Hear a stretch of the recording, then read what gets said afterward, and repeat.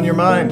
Oh, well, I thought just to do something different, I have a little theory that I was going to run the theory past you and see what you think. It's not something I'm married to, it's just something I wanted to explore. Okay, lay it on me. Okay, if we think about things from a kind of first principles mindset, and so we're getting all axiomatic up in here. But information comes to us from the world. We make assumptions about that information, and then our assumptions naturally, because time happens, have expectations that are kind of attached to them. The idea here is that it's possible to be intelligent in a way that makes you dumber. And the way that happens is if you focus all of your intelligence on just one of those aspects, especially, I think, the expectation part, you can actually end up with having these unbelievably baroque and ornamented expectations, right? This many faceted turd-colored jewel of your expectations, and well said. As you focus more and more and more on those expectations and allow the assumptions to just kind of stay in place and maybe even to some extent atrophy, you can end up having someone who is basing their incredibly detailed expectations on absolutely idiotic assumptions. Okay. Now, my example here will be you have someone that goes in for a new job, and that person is going through a period of being trained for that job. Now, the person, let's say there's a person who's training the new employee, but then there's also other people that are not involved in the training but involved in the job. Okay. One of those people is, let's say, is irritated that the new person doesn't already know the job, doesn't already have an orientation to the job, is somehow slowing things down, is just not functioning at a capacity that meets their expectations. Okay. But they're assuming that this person should know the job before they're trained for the job. So because they're mainly concerned with their own expectations, they're literally fucking up causality. Cause and effect is not in place. So let me stop you. Your example then is not the new hire and is not the trainer, but is a person in association with the new job. Yes. That's the example. That person is the one we're thinking about in terms of information coming in, Right. How we respond to it, and what our expectations are. Right, yeah, the assumptions and the expectations. Assumptions. Yeah. Okay, so information coming in, but this person, for this example, is processing the information and making assumptions about, or not making assumptions about what's happening, and then balancing that off or against her expectations. Yes. Okay, gotcha. Yeah. So you end up with someone who is wholly concerned with their expectations, not realizing or taking the time to realize that their assumptions don't make any sense given the nature of the context. So they're kind of, to some extent, only paying attention to a certain amount of the information that's coming in. They're allowing their incredibly, let's say, ornate expectations to rest upon basically ridiculous assumptions, and then in this context we'll say the person gets frustrated with the new hire and is pissy or condescending or something, and basically causing the training part to actually become, to some extent, occasionally derailed, or just even if just more confusing for the person, which of course then would bring about the training taking longer. So Yes. it's like it eats itself, basically. You could even add outcome to the end of these three things. Mm-hmm. So after the expectations, something's going to happen. And if there's a mismatch between expectations and Right. processing assumptions, then the outcome's going to be suboptimal. Right. Yeah. Yeah. And so you can have someone who's incredibly intelligent, let's say, just like over the top, Einstein. And if they're only focused on their expectations, the more intelligent they are, the more, in this scenario, dumb they would get in a sense, because their assumptions would be faulty, and the way they function would be dumb. Maybe they themselves are not necessarily dumb, but the way they're functioning in the social climate ends up being, it's just stupid. I mean, if you're getting causality backwards, you need to maybe take a step back and start over again. You'd be frustrated as hell. Yeah. And also, if this is a very intelligent person, perhaps if they're putting most of their energy into the expectations, they're probably developing a very ornate blueprint for what to expect in what situation, right? Mm-hmm. Which then leads to what you said, which is that there's going to be a mismatch, and what's causing what Right. could be interpreted backwards. Mm-hmm. Yeah. So it is a situation where the smarter you are, the dumber you get, in a sense. Do you think people are just like that? So, like that meaning, do you think people naturally focus on one particular of these 3 or 4 areas in most situations, or do you think it's just situation to situation? I think it would be situation to situation, and to some extent, even like when you want to say somebody's functioning optimally, I'm sure it would be, a type of focus where you're constantly shifting from one to the other. It's, kind of like, I always relate everything back to music, but if you can, think of like 3-part counterpoint in Bach, so you have 3 completely separate melodies that come together to form a harmony and then function and develop together. So with this, ideally you would have somebody at least trying to observe all 3 and kind of move between all 3. When new information comes in from the world, the assumptions that you have, had in place to some extent from past experience need to be to some extent falsifiable and, fluid. You need to change them if the situation and information coming in shows you that the assumptions are not valid. And then, from changing those assumptions, you now have a new set of expectations to some degree. Yeah, I think it would change from context to context. So if you're doing something that you've learned a lot about, you might have an ornate set of assumptions, but rightly so, because you might have some expertise. But if you're learning something new, or you're in a situation that's new to you, it might be optimal not to have very many assumptions, but pay more attention to the information that's coming. Exactly. Yeah, and the more it seems reasonable, doesn't it? Yeah, very much so. It's like it makes me think of the absent-minded professor. Mm-hmm. So the professors are always smart, but there is this. There's this clown it's a caricature of professors, right. That they're so absent-minded and they have book smarts and they're not street smart, and you see it enough that there's something to it. Mm-hmm. I wonder, what do you think about how that plays out against what you've just described? Oh, well, I think, it depends on where your focus is.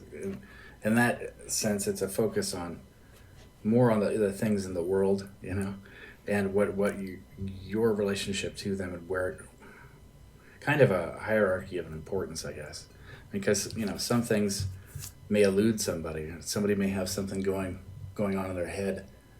Like there's a story I remember about a composer named Raymond Scott, who actually he wrote Powerhouse, that was in the Looney Tunes stuff. Oh yeah. He was at a drugstore, and this is a long time ago, but he bought, it was some like lifesavers or breath mints or something. And so he got a little packet of them. They came like in a little roll. And you pop one out at a time. So he has a dime. That's how much they cost. And he puts the dime on the counter. He gets these things. He takes them out. He's like, has music rolling around in his head.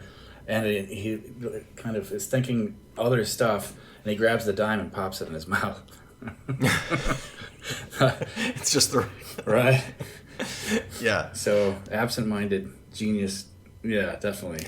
Musical. So that's not paying it's not paying attention to the information coming in, right? Yeah, yeah. And then I mean, with those three ideas in mind, you have a whole other set of stuff going on, like whatever's going on in the kind of theater of your head. You may be running some type of I don't know if you want to call it a program or something, but some thought process where you're like thinking through music, or you're thinking about a story you want to write, or you're thinking about the news you read that day, or you're thinking, who knows, right? So there's also this kind of signal to noise ratio happening with that. Always like flowing through. Yeah. Do you ever have this thing? This happens to me a lot. I'll be wanting to go somewhere to eat lunch, and I'll get in the car and I'll have 3 places in mind, and I'm just going through the pros and cons of all of them to make my decision. And then I'll make a decision and I'll almost forget it, or just continually reevaluate it. So now I'm on my way to the place I've decided on, and I'm asking myself, well, what about these 3 again? Do I still have time to change my route and turn left to go to the other one?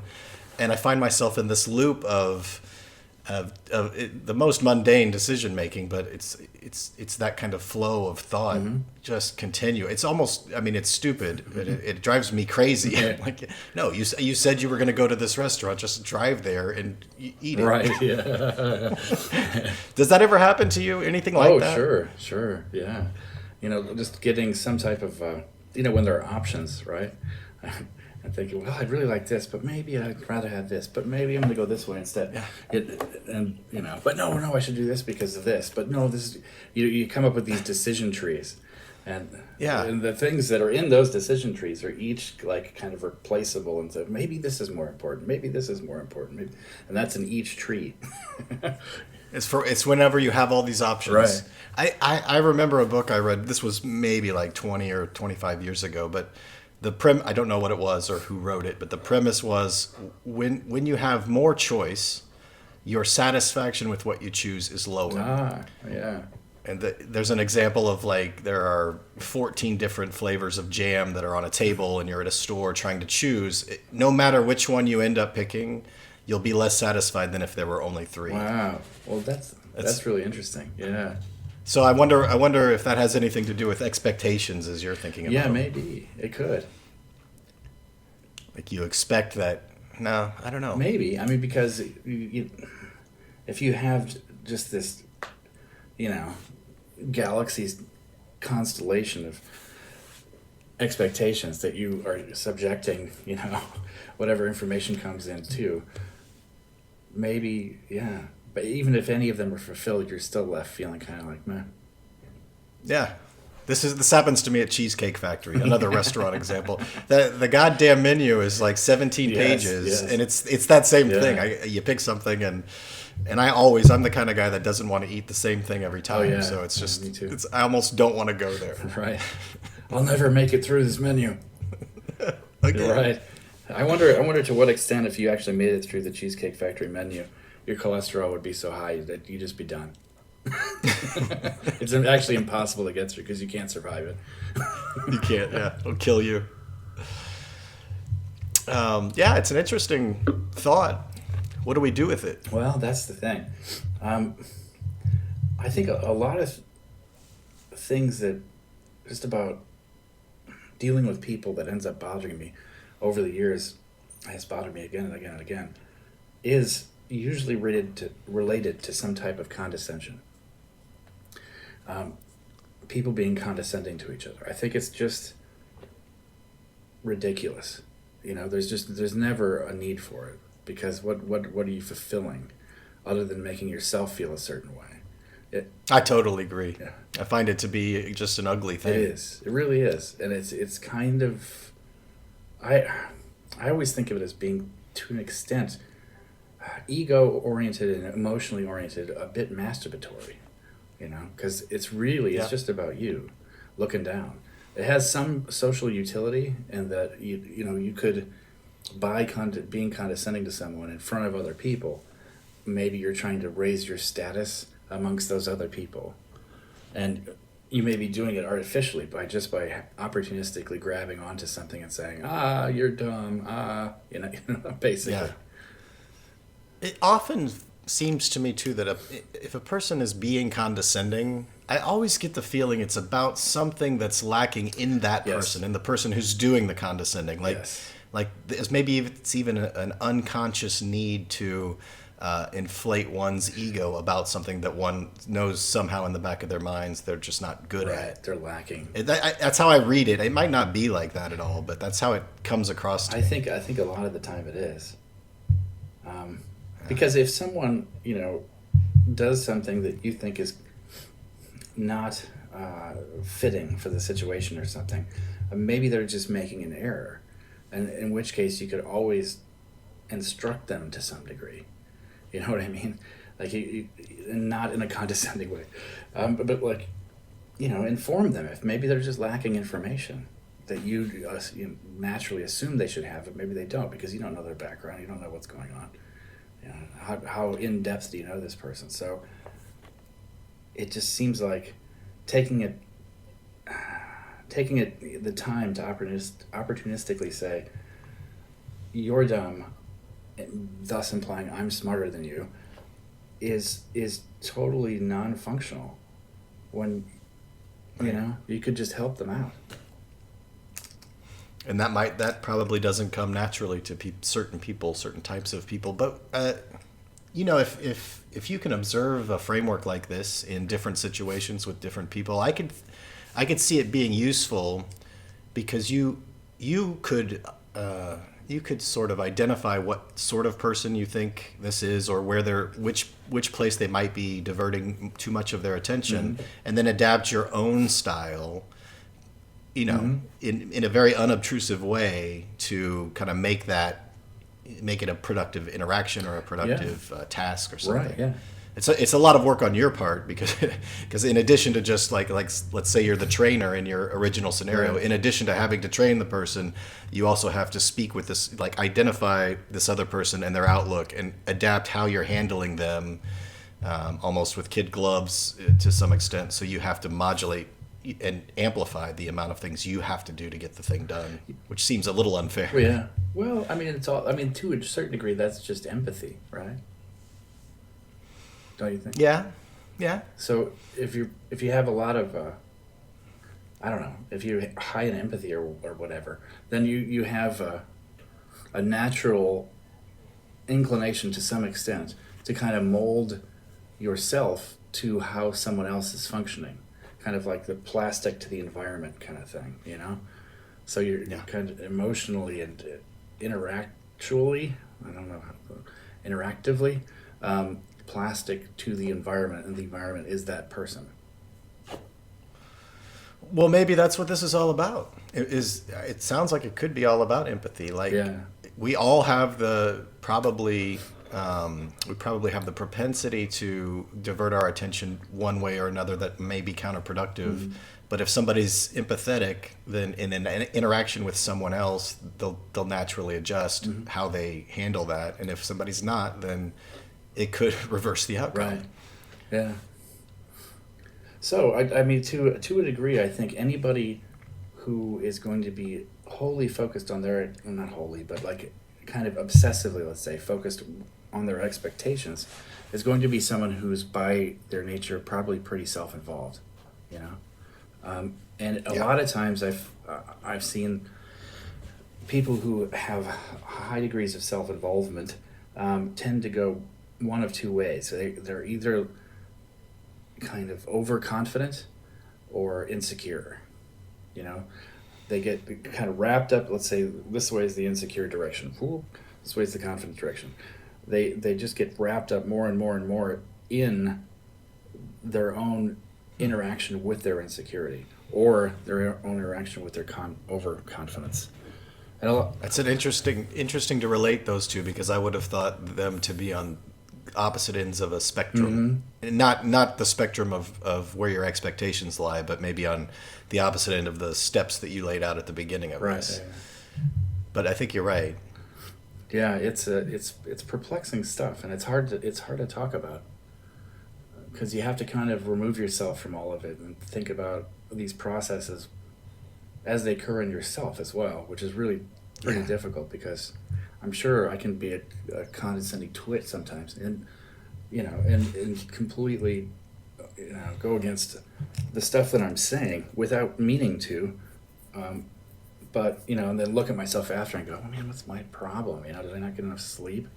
Maybe, why am I moody? Yeah. Or to go back to self-involvement, I think everybody is remarkably self-involved. I think that's, there's a more self-involved and less self-involved, but I think all of us don't even realize to what extent we're just, we believe we're the center of the universe and we're doing things for ourselves. Right. Yeah. And to a certain degree, you have to be. I mean, empathy, I think, could come to bite you in the ass if you're, if I'm with a patient and that patient is extraordinarily upset and going in 12 different directions, and they are just having a hard time even thinking their way through their own thoughts, much less articulating them. If I'm extremely empathetic to that, then maybe I just become a mess too, and I'm totally useless to this person. Yeah, there probably is. Yeah, you can't be perfectly empathetic, right? Yeah. Or if you are or close to it, then that's not where empathy is going to help. No, yeah, it could really turn against you. Huh. Interesting. Yeah. But I wonder where I am on all of this. Oh man, yeah, who knows? I don't know. It'd be like the empathy indicator.